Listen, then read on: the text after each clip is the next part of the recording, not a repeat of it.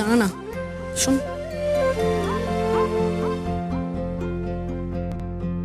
ওইদিকে দেখ।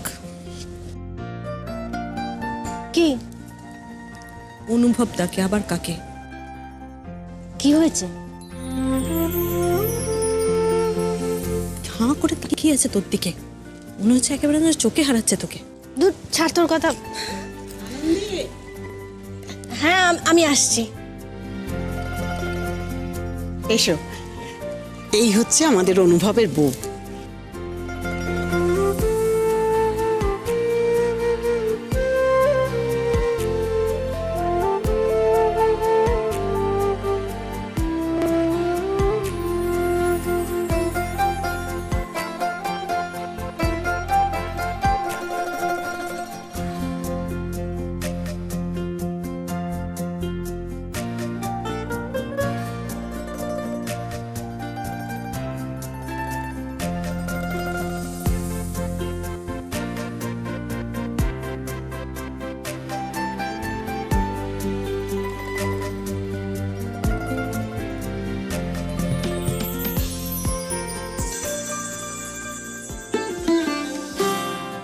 আনন্দী ওদিকে আছে, আসুন। আনন্দী, আমি এনাদের নিয়ে ওদিকটা যাচ্ছি। হ্যাঁ বলটি এসো। আনন্দী, এই যে Anandi, congratulations. Thank you so much sir. Doctor Sarkar, আপনি এলেন তার জন্য অসংখ্য ধন্যবাদ, আমি খুব খুশি হয়েছি। সে কি, আসবো না? অনুভব আর আনন্দী রিসেপশন। আচ্ছা, আমি কি করবো অনুভব? আনন্দীর সাথে পরিচয়টা সেরে নেবো নাকি? নতুন করে আপনি আর কি পরিচিত হবেন আনন্দীর সঙ্গে? আপনি তো আমার জীবনের এঞ্জেলকে আমার সঙ্গে পরিচয় করিয়ে দিয়েছিলেন। আপনি বলেছিলেন যে এঞ্জেলই আমাকে আমার দুঃস্বপ্নের সময় থেকে বার করে আনবে, আর ঠিক সেটাই হয়েছে। কি যে বলো না তুমি। আপনারা প্লিজ খাবেন, কিন্তু খেয়ে যাবেন। ডোন্ট ওয়ারি, আমরা সব খেয়ে দিয়েই যাবো। ওকে, চলো।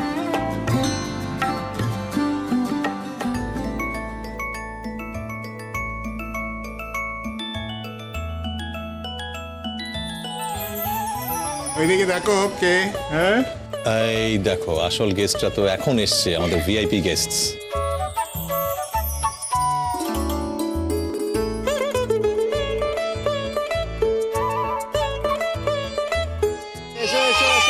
কেমন আছো তোমরা?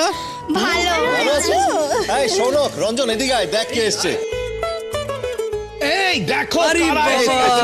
ওরে এসে গেছে। বাপ রে বাপ! বাবা, আরে, তোমার নাম কি? Bundle of sweets. আচ্ছা, এই এক সেকেন্ড। হ্যাঁ, তোল। এই, তোমরা এসো, তোমরা এসো। আয় বলটি, এই চলো সবাই। এই শোনো, আমার মাথা। মাথাটা ঢুকা। Here we go.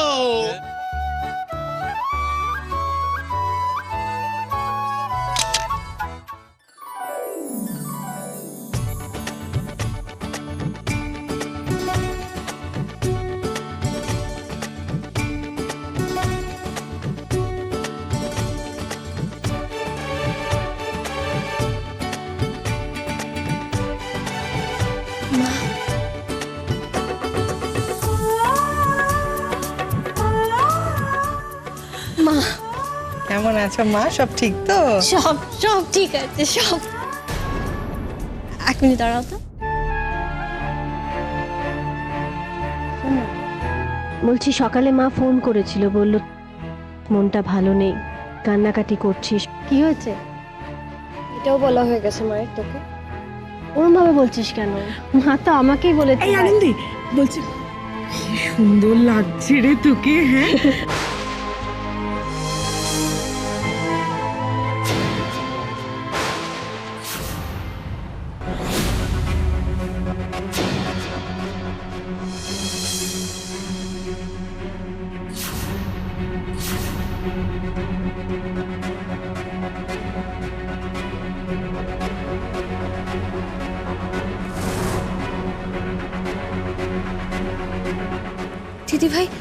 দিদিভাই উনি এখানে কি করছেন?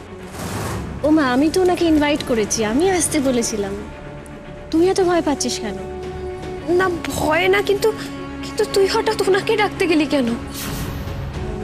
দেখ, সেদিন আমি ওনার সঙ্গে ফোনে কথা বলেছিলাম, তুই রেগে গেছিলিস আমার উপর, তাই আমার মনে হলো ওনাকে ইনভাইট করি, মানে এই যে ভুল বোঝাবুঝি মিসআন্ডারস্ট্যান্ডিংটা হয়েছে সামনাসামনি কথা বলে সেটা কাটিয়ে নেব, তাই ওনাকে ইনভাইট করেছি। স্যার প্লিজ আসুন না।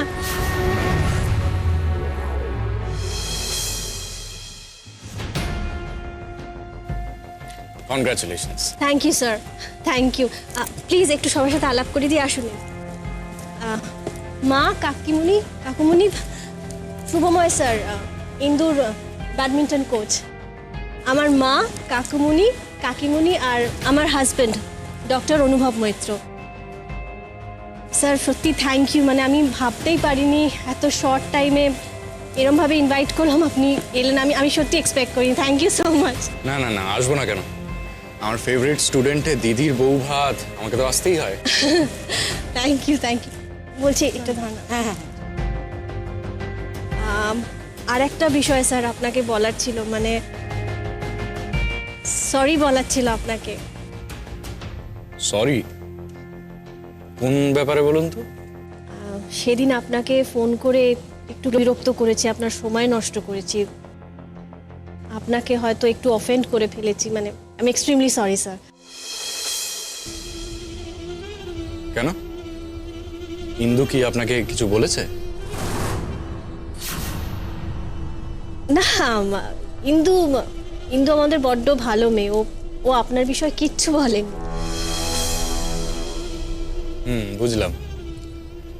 না, অফেন্ডেড হয়েছি বলবো না, বাট কি বলুন তো মিসেস মৈত্র, আমি আমার স্টুডেন্টদের ব্যাপারে কারোর ইন্টারফারেন্স খুব একটা পছন্দ করি না।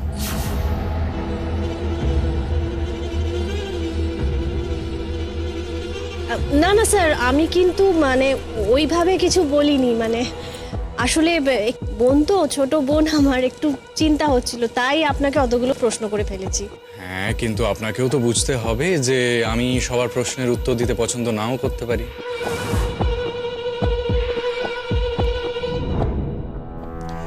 কি বলুন তো, আমি চাই আমার স্টুডেন্টরা নিজেদের মতন ইন্ডিপেন্ডেন্টলি তৈরি হোক। সবার প্রশ্নের উত্তর দিতে দিতে যদি তাদেরকে বড় হতে হয় তাহলে তো খুব মুশকিল। আমাদের দেশে না অ্যাথলিটদের, বিশেষ করে মেয়ে অ্যাথলিটদের জীবনটা খুব কঠিন। তাই আমি চাই তাদের জীবনে যত কম ইন্টারফিয়ারেন্স রাখা যায়, ওরাই ওদের ডিসিশন নেবে নিজেরা। তাদেরকে আসলে তাদের নিজেদের মা, বাবা, ভাই, বোন, দিদি তারাই ঠিক করে বুঝতে পারে না। তাই যে যেটা বোঝে না সে বিষয়ে কথা না বলাই ভালো। Sorry Shubhamoy Babu, I beg two differ. হ্যাঁ, আমি মানি যে প্রত্যেক প্রফেশনের এক একটা আলাদা রকম হ্যাজার্ড থাকে, এক একটা সমস্যা থাকে, খেলোয়াড়দের জীবনেও আছে। কিন্তু একজন 19-20 বছরের অ্যাথলেট, ছেলে হোক মেয়ে হোক, আমি মনে করি তাদের বাড়িতে সব কিছু বিষয়ে এসে খোলামেলা আলোচনা করাটাই ভালো। এটা আমি পার্সোনালি মনে করি।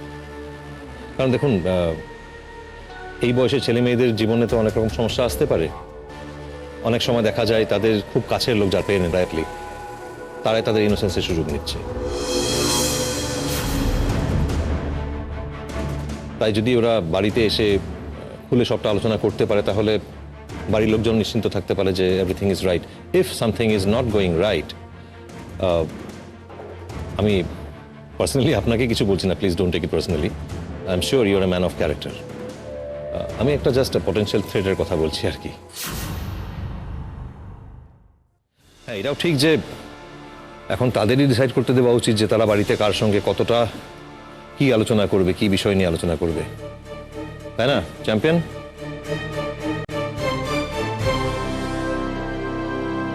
অনুভব, একটু এদিকে এসো। হ্যাঁ, আসছি। Excuse me. স্যার আপনি কিন্তু না খেয়ে যাবেন না প্লিজ। এই ইন্দু একটু খেয়াল রাখিস। হ্যাঁ স্যার, আমি একটু ওদিকে যাচ্ছি।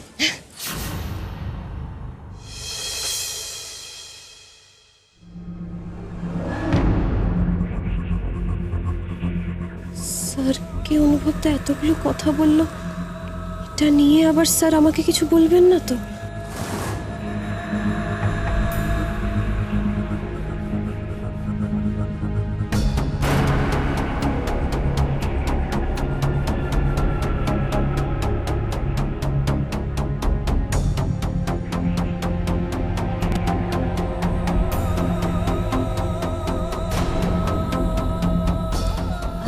আপনারা এসে গেছেন? বিবেকটা এলো না? না এসছে, ও গাড়িটা পার্ক করে আসছে। আচ্ছা প্লিজ আসুন না প্লিজ। হ্যাঁ শিওর, চলো এসো।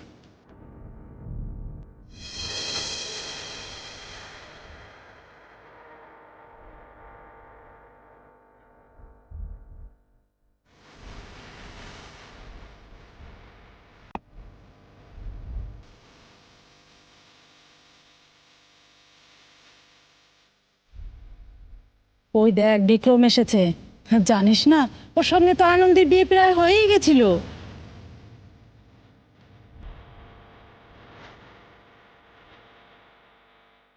জানি তো, শুনেছিলাম তো কি সব ভালো টালো বেশে নাকি বিয়েটা ঠিক হয়েছিল। তারপর তো বিয়ের মণ্ডপে বিয়েটা ভেঙে গেল। আরে ভাঙবে না, সবাই বড় লোক খোঁজে, একই পরিবারের দুটো ছেলের সঙ্গে লটঘট, বুঝলি? সত্যি রে, শুনলে তো আমারই লজ্জা হয়। এদের নাকি হয় না। ওই বিক্রমের সঙ্গে তোর সম্প্রদানটা হতে যাচ্ছিল, তখন আনন্দের বাবার হার্ট অ্যাটাক হয়। নাহলে তো আজকে বিক্রমেরই বউ হতো। আরে শুধু কি তাই, বিয়ে ভেঙে যাওয়ার পর আনন্দের মেজো বোন নন্দার সঙ্গে আবার বিয়ে হলো। ইস, যাচ্ছে তাই অবস্থা, কেচ্ছার চূড়ান্ত একেবারে। উফ, আনন্দির এর আগেও একবার বিয়ে হতে গিয়ে হয়নি, এই কথাটা তো জানতাম না।